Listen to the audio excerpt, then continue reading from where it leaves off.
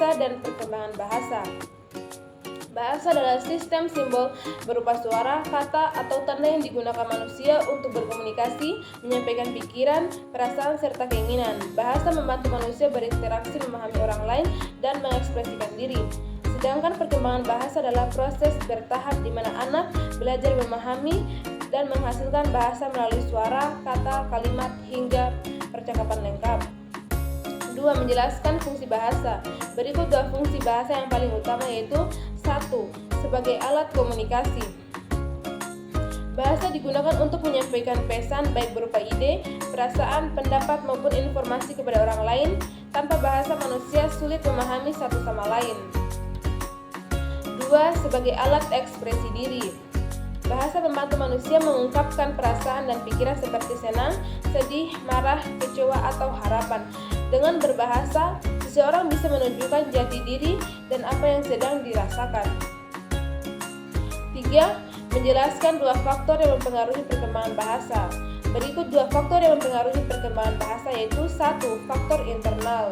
Faktor ini berasal dari kemampuan individu, contohnya kematangan usia. Semakin bertambah usia, kemampuan bahasa anak semakin berkembang. Kemampuan kognitif. Anak yang daya pikirnya berkembang baik akan lebih cepat memahami dan menggunakan bahasa. Kondisi fisiologis. Organ bicara seperti mulut, lidah, dan pendengaran yang sehat membantu perkembangan bahasa. 2. Faktor internal. Faktor internal ini berasal dari luar diri penutur, contohnya lingkungan keluarga. Anak yang sering diajak berbicara akan lebih cepat menguasai bahasa. Pendidikan dan sekolah. Guru, teman, serta kegiatan belajar membantu memperkaya kosakata. Budaya dan masyarakat. Bahasa berkembang sesuai kebiasaan, dialek, dan norma masyarakat. 4. Menjelaskan aspek-aspek perkembangan bahasa bagi bayi. Semantik dan pragmatik. Semantik adalah perkembangan anak dalam memahami dan menggunakan makna kata atau bahasa.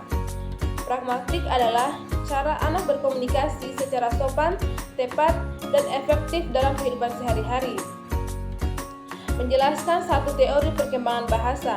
Teori maturasionisme menekankan pada kesiapan biologis anak dalam perkembangan bahasa.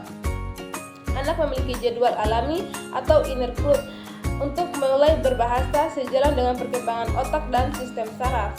Perkembangan bahasa tidak hanya dipengaruhi oleh faktor neurologis tetapi juga oleh kematangan biologis. Anak tidak dapat dipaksa untuk berbahasa jika perangkat biologisnya belum matang. Setelah matang secara biologis, anak akan mulai berbicara dengan menunjukkan interaksi secara alami. Perkembangan bahasa terjadi bertahap dan perlahan sesuai dengan tingkat kematangan biologisnya.